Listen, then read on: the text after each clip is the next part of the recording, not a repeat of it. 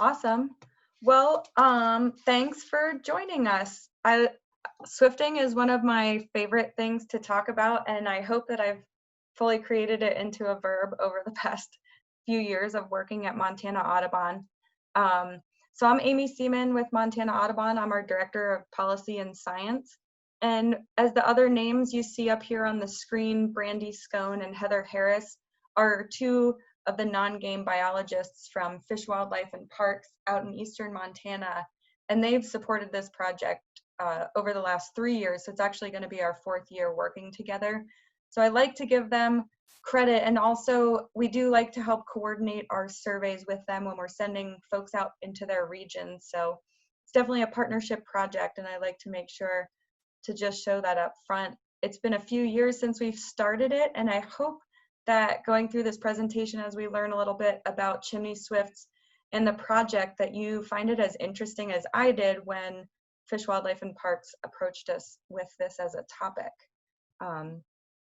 So it is swifting up high and under chimneys, which is really fun, a different, more urban bird than we typically work on. So chimney swifts, I always like to think about the scientific name and what it really means. So Catura pelagica is the scientific name, and it actually is a specific reference to their tail. It's a little hard to see in this picture, but each one of their little tail feathers actually has a really spiny bristle at the end of it. And so the chiate, the very beginning of their name, actually refers to the bristles, and then the aura part to the tail. So their scientific name really refers to that feature that they have there on their tail. Surprisingly, a feature that you can see with your binoculars. And then the pelagica name, the species names, really just referred to its habit of wandering a lot. And so people would see these birds out over the ocean, so it actually means of the sea, which is sort of a strange name for a bird that we associate now with urban areas. One of the coolest things about the swifts and chimney swifts is that they are part of a really unique family of birds called the Apodiformes. And in this picture, I'm not sure if you noticed right away, but one of the things that the Apodiformes lack is that they don't have scales or scutes on their feet like a lot of birds.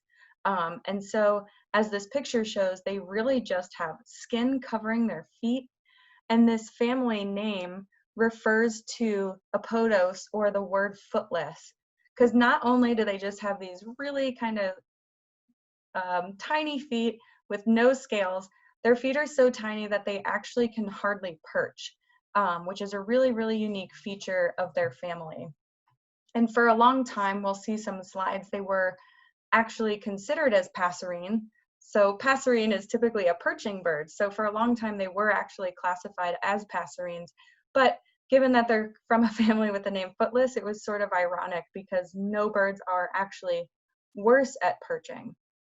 What is really interesting about this group of birds, in addition to the passerines, they're one of the most abundant, or another word is speciose, families. So there's actually over 400 species in the Apodiformes. And that's really a fantastic number, but a lot of the species that are in the same family are found in India or Southeast Asia and other areas. And they typically have crests on their head, forked tails. They often have really tiny beaks, and they're really, really powerful flyers. Surprisingly, and I hope you find this interesting, is that hummingbirds are also part of this really, really diverse family. And hummingbirds, as many people know, are one of the most talented flyers that we have. So in addition to this small beaks, fine beaks, tiny feet, this family is just extremely, extremely talented flyers. And hummingbirds sort of take that to the furthest extreme, in that their brains have special adaptations that actually allow them to fly backwards. And they're one of the only species that can fly backwards, and they can actually generate lift with their wings, lift in flapping their wings both forwards and backwards. So just really, really incredible. The other reason I like to use this picture is because it's really cool that another feature or behavior that all these species share is shared across the family, and that's making their nests out of some type of their saliva and an accretion of vegetation. So even though there's so many different species, they really share this unique behavioral feature. And it's cool to see in this picture here of lichen that's glued together with spider webs and the hummingbird's actual saliva in making their nest. In North America, we actually only have 4 representatives of the swifts in the Apodiformes. And fortunately for us, they actually also have some geographic differences, which make identifying them a bit easier. As you can see in the lower picture here, there's not a ton of variation in the actual color or plumage of the birds at all. And I always wonder what it's like to look for swifts in South America, where there are more than 18 species that look pretty much just like the black swift. They're all almost black. So you need to look at the shape of their tail, the shape of their head, etc. So we actually have it kind of easy here in North America. And because there's only 4, I want to take time to quickly run through where you'll find them, and especially where you'll find them in Montana, because Montana is a great state in that we have all of the swifts. They always ask, what favorite bird people have, and I think of the families, I would say swifts are definitely my favorite. And one of the most interesting things is just the characteristic flight that they have with super stiff wing beats. You can see in the above picture, they almost never put their wings down to their sides as if you'd see a swallow soaring. Their wings are almost always straight out to the side, very stiff wing beats, and they flap really hard from their shoulders. And so, again, I said it's really nice that we have a lot of geographic differentiation between our swifts, which really does aid in identification. And so we'll start, I guess, with my favorite, even though chimney swifts are really fun as well. But the black swift, which is also the largest of our swifts, wasn't actually discovered until 1857. So it's a super cool bird in that it's super fast, it's hard to see. It'll forage at altitudes over 10,000 feet on average. And what's really unique about it is that it's been relegated to Western habitats that are associated with waterfalls. And so that's a super unique feature. They're looking for a wet, like nook or cranny near waterfalls that they can stick their little nest, and it's a nest of only 1 egg. And so you'll really find them associated with those habitats. And as you can see, down into Mexico and Central America. And what little we do know is that our birds end up in the Amazon or northern Peru and South America during the wintering season. Another one of our swifts that primarily in Montana you'll find far in the western portion of the state are the white-throated swifts. So these are down through the Bitterroot, near Missouri Headwaters State Park, near the Little Rockies, and anywhere that you find these really arid land type cliff faces, because they're going to manage to wedge their tiny nests up between the cracks and rocks. So the habitat for them is very, very unique. If you hear high-pitched calls, they're kind of squeaky. If you end up hearing that, I always tell people just try to look up and look somewhere near the cliffs. Believe it or not, even though the white-throated swifts have this super unique white throat and also white rump patch or white side, often they're foraging so high that this gets washed out and it just looks like a complete bird silhouette. And so what's really good to focus on when you're looking at the white-throated swift is just how long and pointed their tails are. So of all the swifts, they just have extremely long tails, and they are nearly as large as the black swift.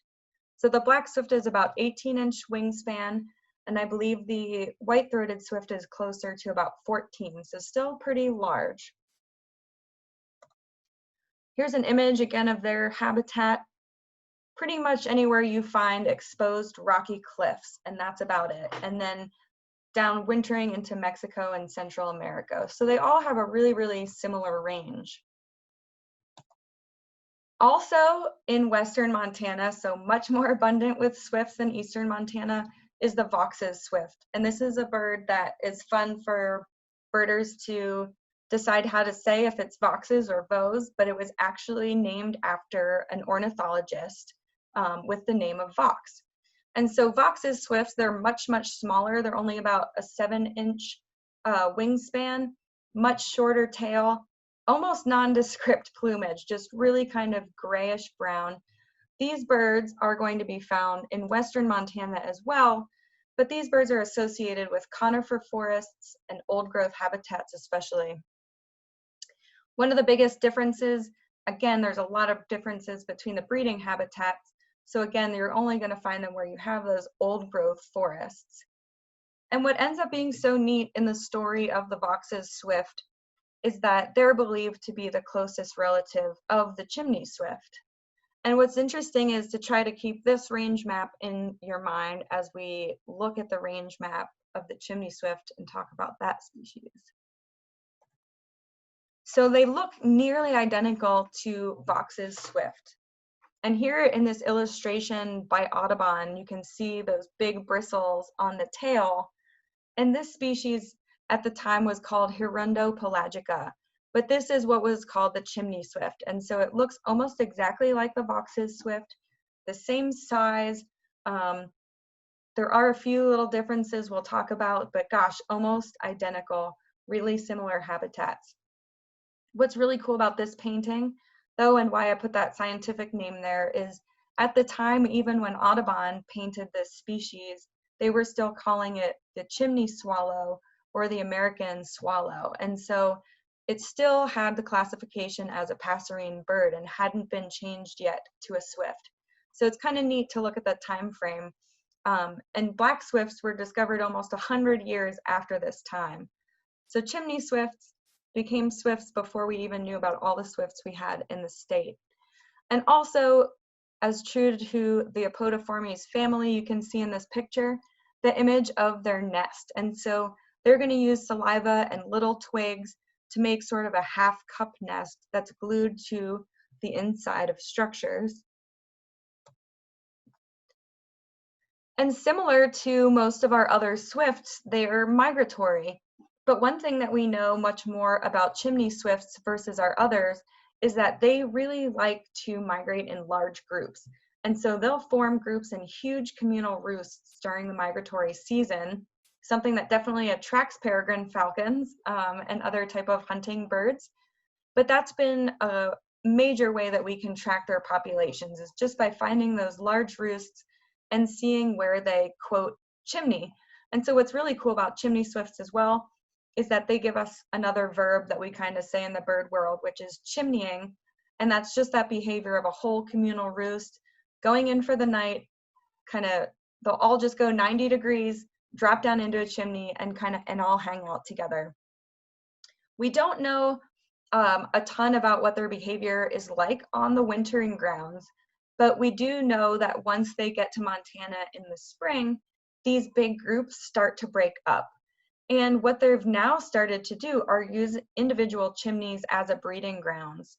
And so this picture is always interesting to remember and remind me that, you know, we really used to think that this species was quite rare before the Industrial Revolution and before we started to build a lot of chimneys on all different kinds of facilities. So not just small house chimneys, but on large schools and industrial buildings as well.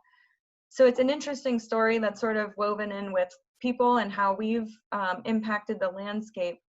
But the association with chimneys and chimney swifts really did start during the Industrial Revolution. And we'll talk a little bit more about that as we go through. But it's really interesting just to think, hey, this species maybe wasn't that abundant before. Now it is. What's actually happening to chimneys now on the landscape is quite different than the Industrial Revolution. And so we'll see how that fits into the questions we have when we're trying to observe them now. So when we look at a range map, and I always like to say that, you know, these are what are, I would say, are more of a static range map or something that you'll find in a guidebook, but may not reflect every day or every single observation that we have of them. But it's so interesting to look at this range map versus the Voxes Swift, which was completely almost west of Montana. And the theory behind their relationship is that during the last ice age, the ice sheet actually came down into the middle of the country. And so the Swifts, that were on the west coast or the southwest of the US, and then the Swifts that were on the east coast or the southeast really became their own species while those ice sheets were present. And so that's how close the relationship between the Chimney Swift and the Voxes Swift is. But again, jumping back to the static range map piece of this, whoops, went a little out of order. The static range map is that when we look at a current range map, and this is pulled from eBird, that's compiled from everybody's citizen observations around the state, around the country, we see that there are actually quite a lot of observations in Montana, and observations that maybe don't mesh with the static range map where we could say, why are we even talking about chimney swifts in Montana? So one of the reasons I like to show the range maps when we talk about swifts, though, is because it is a little bit of a way to have a default to know which swift you're looking at. So again, we know that the chimney swift is basically our only swift that's going to be in eastern Montana. And I've told you that it basically looks exactly like the Voxes Swift, but there are some very slight physical differences that the species have. And this picture I like because it captures two of them pretty well. And the first is that underneath the throat feathers of the chimney swift, there's much more contrast between the throat and the belly. So the throat is really pale and the belly is a bit more dark. And then if you look at what's called the trailing edge of the wing, so the wing that's back towards the tail, it's a feature called bulging secondaries. And that's such a wonky ornithology term, but it basically refers, oh, I can't stick my arm out. It refers to the portion of the wing that's closer to the body where the feathers are much wider than the feathers at the tip of the wing. So you sort of get a little bit of a rounded edge on the back of a wing. And then the Voxes Swift will be a little bit more straight, which is a little bit difficult, but you will see these birds in silhouette often. So really looking at the overall shape of the bird is super important. Similar to the white on the throat and, well, not white, but the lighter feathers there, you can see a tiny hint of it on the side, but there is actually a lighter patch of feathers on the rump as well, which the Voxes Swift will actually lack as well. So with some practice, you can use feathers to differentiate them. Most people call this bird the cigar with wings. You can see that the stubby tail, when it's all pulled in, and the head really do kind of just look like a tube flying. In this picture with the wings extended straight out, it's the super typical swift silhouette of holding the wings straight out and also just flapping from the shoulders. Chimney swifts will soar a little bit more than other birds, but again, they're not going to bring their wings close to their bodies like we see swallows do so often. Here's another great image I like to share because you can see really well the bristles in the tail. So if somehow you get a really good look at them in the air, you can actually see those bristles that you won't see in the Voxes Swift. You can see just a slight contrast in the feathers on the rump, but it's just a great image of what a stick nest looks like glued together, hanging on the wall there.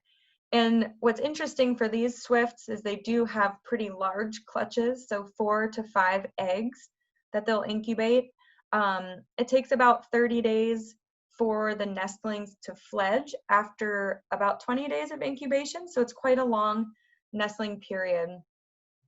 One of the things I personally think is so interesting about this species and a cool behavior they share with other species like some of the jays is that they have what are called, you could call them helper birds or aunts and uncles or cousins or something like that, but they'll have non-breeding adults that will be around during the nesting season that can actually help provision a nest or help feed the young. So it's not necessarily just 2 parental birds taking care of 4 or 5 others. You may actually have helper species around, which I think is just so interesting and something we know little about, in addition to what little we know about the chimney swifts in Montana.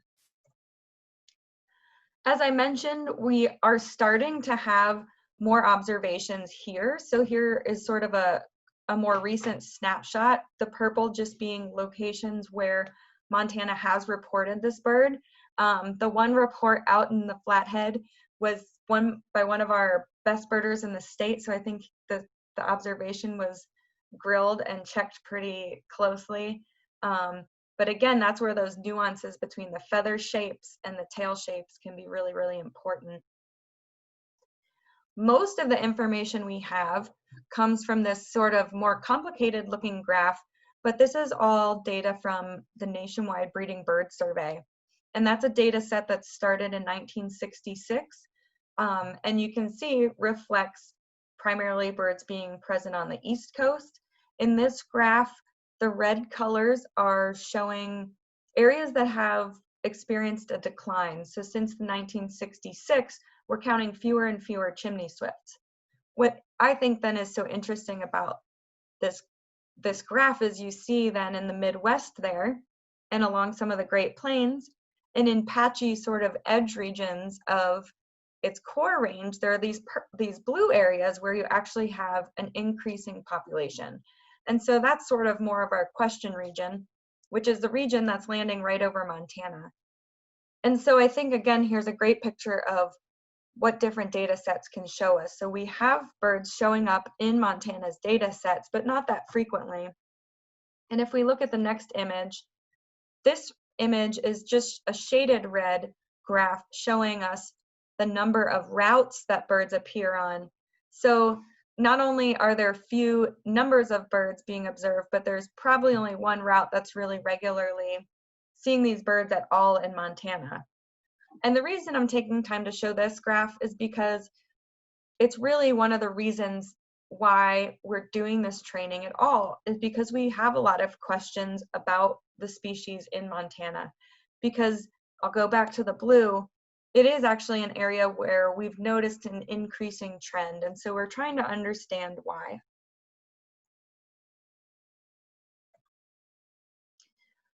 One of the greatest burning questions that I can't not talk about it as Montana Audubon, because we typically focus on, you know, people don't think about us as an urban bird group. We think about us as a habitat group. And so our natural next question is sort of, well, if they are in Montana, are they actually using native habitats? Because of course, even though they were rare before the Industrial Revolution, the chimney swifts also weren't using chimneys.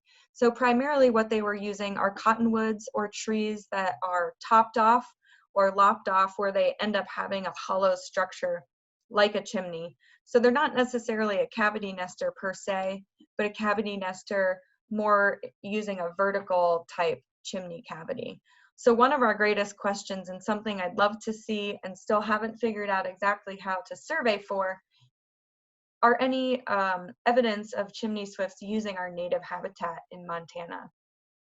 I've been doing a breeding bird survey route near Forsyth for about 5 years, and just last year actually was the first time I ever recorded a chimney swift in that area.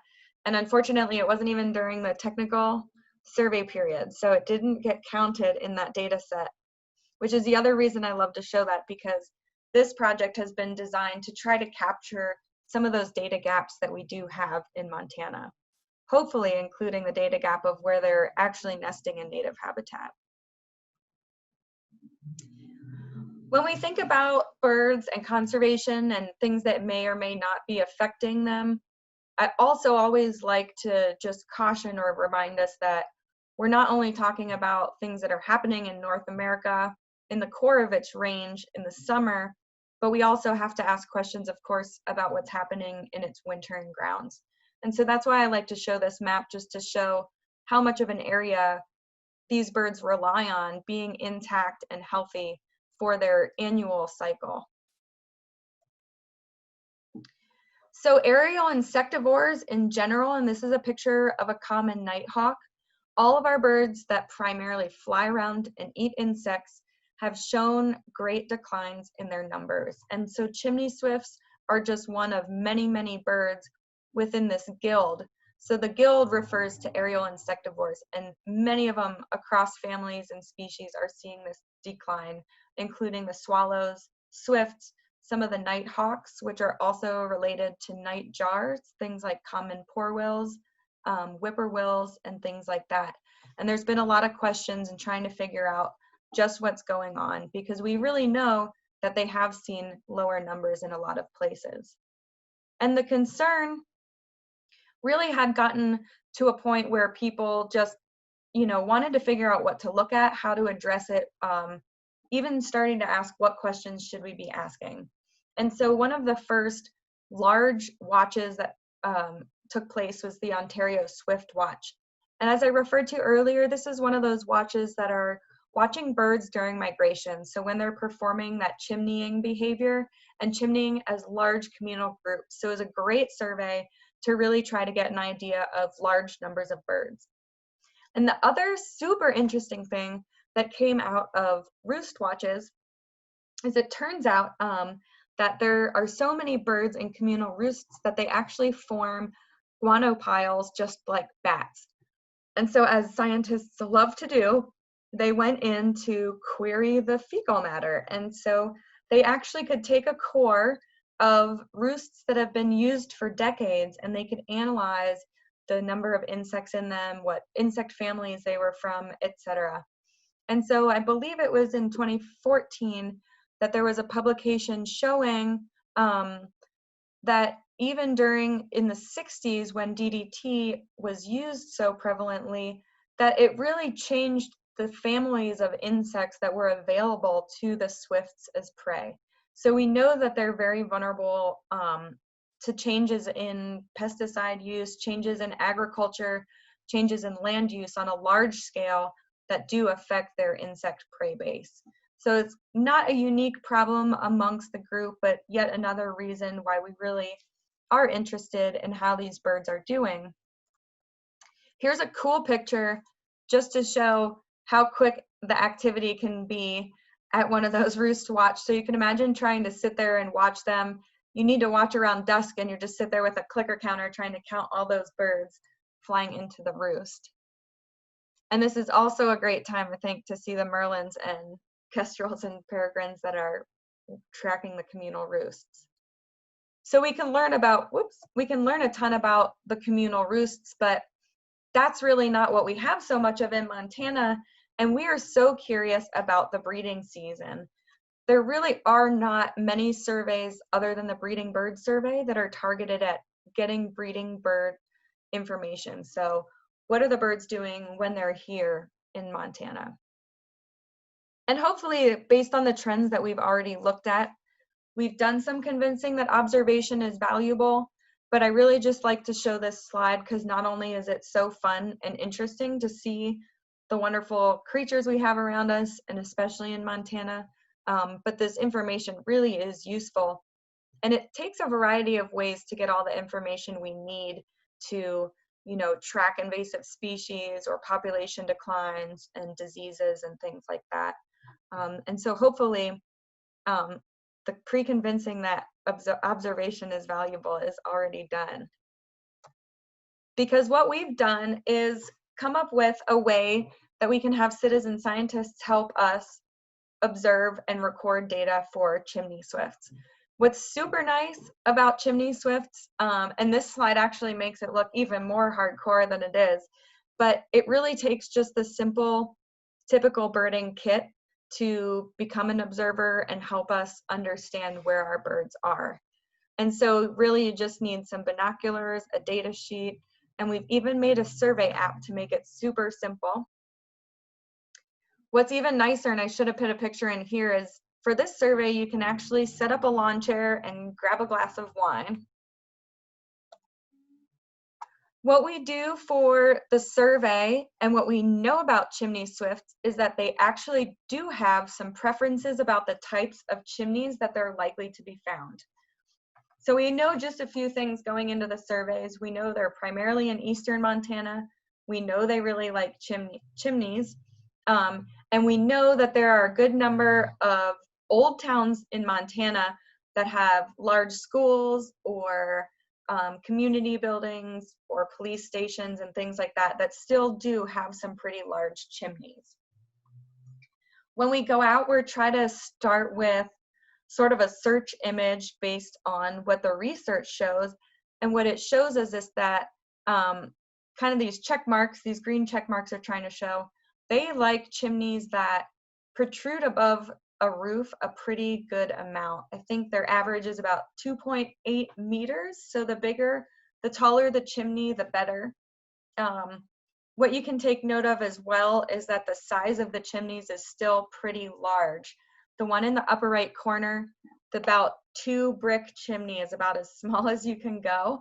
And I think it makes sense if you think about their wingspan, they're actually going to do about a 90-degree turn in the air and go straight down into the chimney. So that chimney really needs to be wide enough to accept their whole body flying in at once. And they can be so small because, as I mentioned earlier, once they get here after migration, they are going to break apart into breeding pairs or breeding family groups before picking breeding chimney. The lower two pictures are still a little bit of a question mark because we're not 100% sure how they react to little terracotta inserts or small modifications to the chimneys. We know for sure, like the 2 pictures on the top left, that anytime there's a screen or metal barricade for a chimney, they're just not going to be used. So one of the parts of the project is sort of just driving around to a lot of eastern Montana towns and saying, are there any available chimneys? The same research that found that there's sort of this minimum height and width that the chimney swifts like, they did also find that chimneys are not a limiting factor on the landscape, meaning that for the most part where they looked, there should be enough chimneys around that if there were chimney swifts, they should be able to nest there. So that's sort of a question here too. One of the hypotheses about sort of that red area on the map in the eastern US, or where these areas of decline are, is that it could just be that a lot more chimneys are getting plugged, a lot of chimneys are coming down, and when people are rebuilding houses, they're not putting them up. A lot of new structures have really different chimneys. So it was kind of a curiosity if the lack of chimneys is one of the reasons itself that we're seeing this decline. So again, it's this big question mark. All of these little scattered observations, we know that there's a ton of little scattered towns underneath them, but what we don't know as much are which ones of these towns do have chimneys remaining, and how many more little areas can we find. Working in the past 3 years over the project, we've found about 6 nests in Miles City, 6 in Billings, and another 6 in Malta and Glasgow. So those areas that have retained large chimneys definitely have tiny breeding chimney sites, which is really pretty great. Our focal region is separated based upon Fish Wildlife Parks region. So we are working really closely with them to sort of just monitor each region. So up at number 6 is Heather's area, and number 7 is Brandy's. And then we have another partner, Megan, down in region 5, but it's a little more difficult in that region. But all of these dots represent towns that we still have a lot of unknowns for. And that's basically our goal, trying to fill in the blanks of these unknowns during the breeding season here. So one of the really cool pieces we just started getting into is creating a survey application that's available on your smartphone. So we mentioned the survey is super simple. We've also tried to make the actual collection of the data super simple. And so we have a 1, 2, 3 guide on our website that we can go into if we want to. But it's a program specifically for the Chimney Swift survey. And so it goes through every step that you need. We'll ask for weather, the time that you got there, and then ask for a picture of the chimney at the end. And obviously a caveat that's super important to talk about on this project is just to make sure you're not doing any awkward observations of personal chimneys or things like that, or areas that you may be uncomfortable. Definitely if you're near someone that has a chimney and you see them, it's a great talking point and something that we hope people can start sharing more, sharing with others. Some people are really excited to hear that they might have chimneys, swifts in their chimneys, and others are not as excited. But there is a survey program. It's super simple. Carmen and I are both here to work with you if there's any trouble trying to navigate that. So how does the survey work? Again, super simple. I like to say you can pull up a chair, grab a glass of wine or a cup of tea, and you just need to be outside at a chimney that you want to observe 30 minutes before sunset until 30 minutes after sunset. And so that does sound super simple, but probably mosquitoes or the pretty sunset itself are the most distracting pieces, because these birds are actually so very fast. They really dive right into the chimney. So if you look down to tie your shoe, or your kid is pulling at you or something like that, you might actually miss the birds. So even though it's a simple survey, it does need to be pretty focused. But again, primarily the data is the maximum number of birds that you see in the air at once. And so it's good just to keep constant vigilance of the chimney. Sometimes you'll see birds go in and out, and it can be really hard to tell the number of birds that you see. But the goal is always just counting the maximum number you see in the air at once. Contrary to seeing a bunch of birds when it's really difficult, depending on where they are in their nesting phase. So if it's let's say, much earlier in the nesting period and they're not actually feeding young yet, but the adults are going back to roost in the evening, the birds may enter the chimney once and you will only see them once the whole survey. Versus later in the survey period and they're provisioning chicks with food, they may be in and out for a few hours, or you may see a lot more activity. So that's why you kind of can't look down. We always joke, and that's why swifting gets its verb, because it just has to be totally focused effort. We do have resources on the web to help make sure you can find your exact sunset time. That's basically the most kind of stickler part of this, is that you just really want to be there a half an hour before sunset so that you don't miss anything. Again, we have these 3 focal regions, and for each of the regions we've gone through and just created a ton of survey resources. So you can click on each region 5, 6, and 7, and those will be separated then into counties. On our MontanaBirdSurveys.com website, so let me go one more slide. So here's what it will look like if you go through the birdsurveys.com website and you click on Chimney Swifts and then to survey resources. And under the survey sites, you have each region, and then each region is broken down into counties. So there's really an abundance of maps on there. It can get a little hectic. But once you click into the county level, so here, number 1, Wheatland County has the specific town names blown up. So if you click to each county, you'll get a list of the actual towns that we're interested in visiting. And there's not necessarily an order or a priority. It's just that each and every one of these towns probably, or most likely, has a chimney, and most likely has not been surveyed.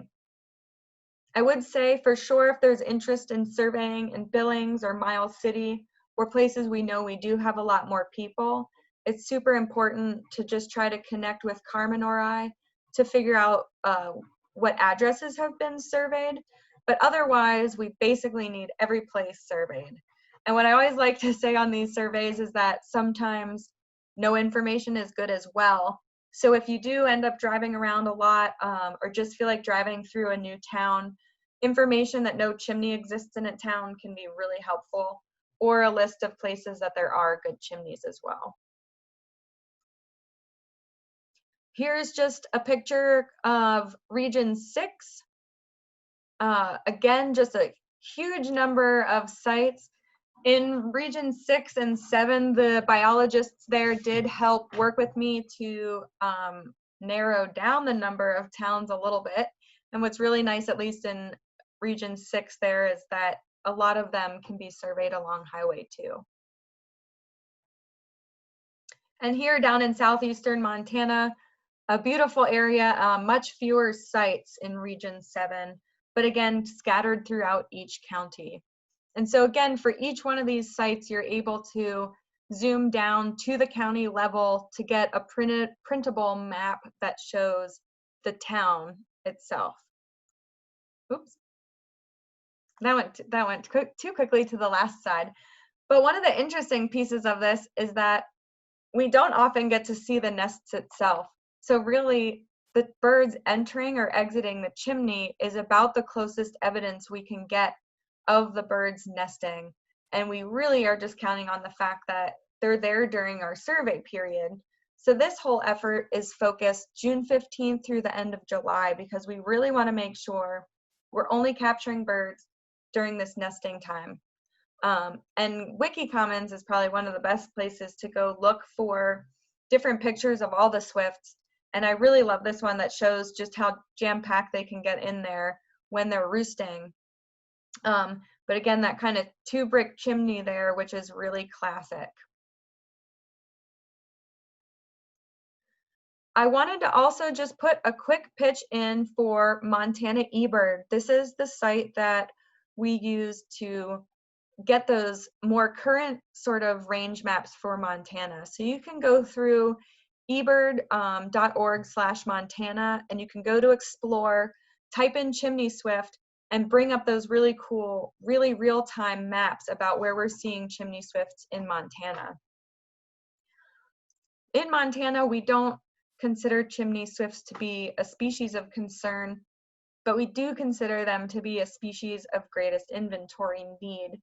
So even if you're unable to commit the full hour to sitting at a chimney, using eBird, ebird.org/Montana, either one, just entering your observations of chimney swifts around the state is super important as well for increasing the knowledge we have about them. Because right now, we just don't know a lot, and not all of our surveys are capturing that information.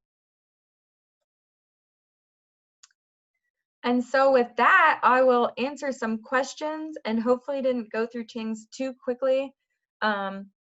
But you'll see I did add on the ending slide, swifting up high under chimneys and under cottonwoods, or in the cottonwoods, because if you do see observations of chimney swifts entering cottonwoods, just please email us directly. We really do want to learn about where they're using native habitats. They're pretty much unlimited on where they'll forage, so they're more limited to where they'll nest.